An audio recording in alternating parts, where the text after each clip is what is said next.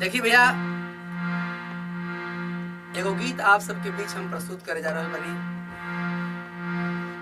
जोना गीत के आशय है कि संसार में जे भी आइल बा उ गइल बा, जे भर गइल उझर गइल, जे आइल उ गइल, जे उगल उ डूबल बा। एजा अइला के बाद स्थिरता केहू चीज के ना बा। कवि के भाव बा, वही गीत हम पेश करे जा रहा बनी आप सबके बीच। आज हमारे संग में बड़न तबला पर हमारे प्रीतम भाई, और ढोलक पर साथ दे रहा बड़ा हमारा विष्णु भैया। देखिए क्या भाव बा गीत के। अरे की फरेला से झरेला,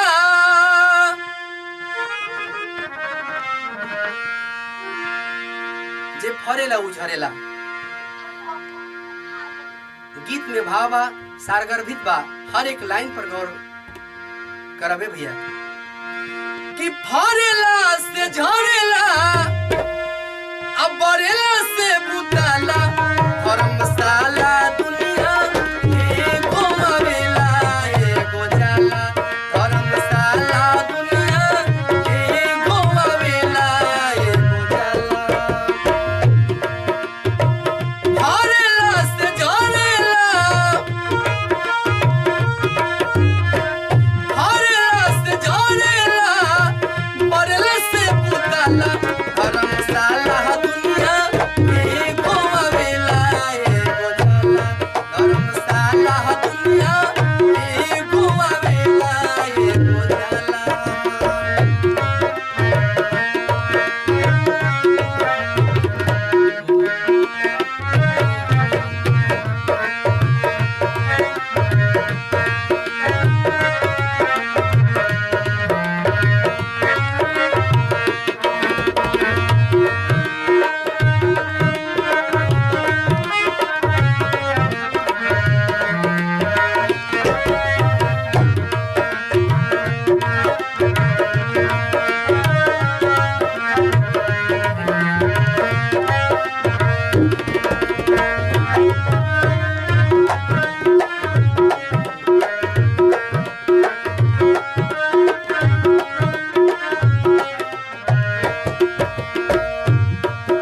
और का भैया,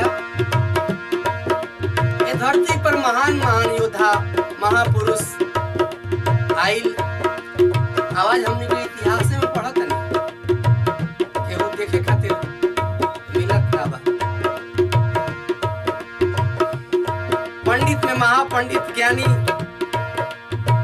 प्रतापी राजा रावण, जो कि 12 बरिस आगे और 12 बरिस पीछे के बाद जाने वाला ओइसन ब्राह्मण आज तक केहू ना भाई। का भाव बा? रावण लेखा ज्ञानी दूरी योधा न अभिमानी, बाली लेखा सानी औरी करण लेखा दानी।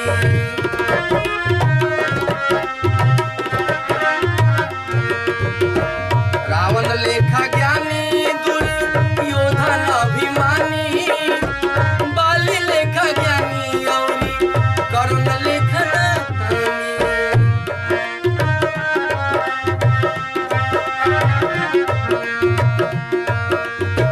केहू के निशानी ना,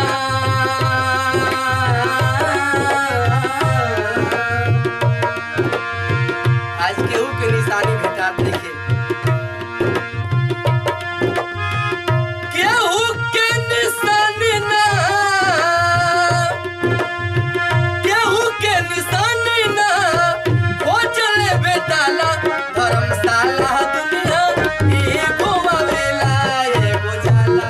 धर्मशाला दुनिया एगो आवेला एगो जाला।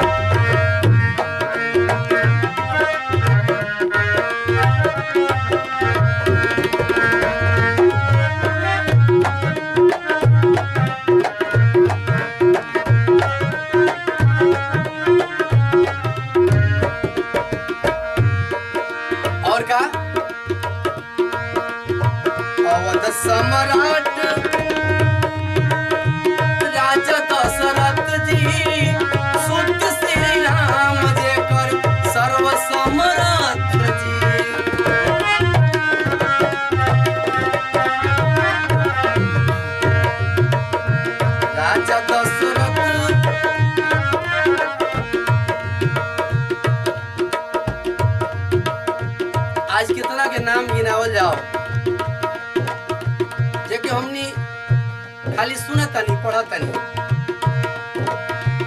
अवध सम्राट चक्रवर्ती दशरथ जी सुत श्री राम जेकर सर्व समर्थ जी।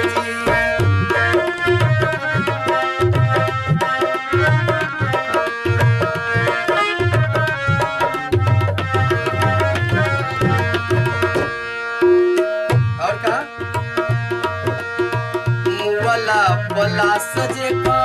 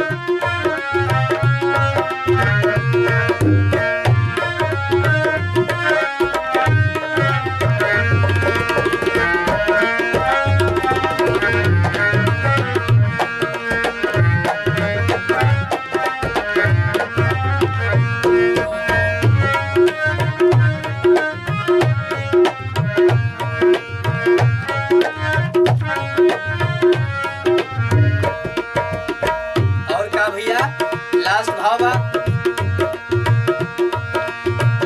श्री दधीची हरिश्चंद्र चल के केहू के न भइल बात मान सूरज मल के।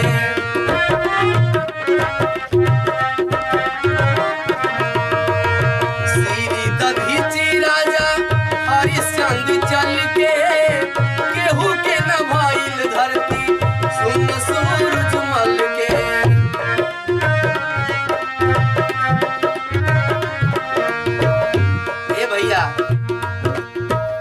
सब केहू को ओलार थमा जाला,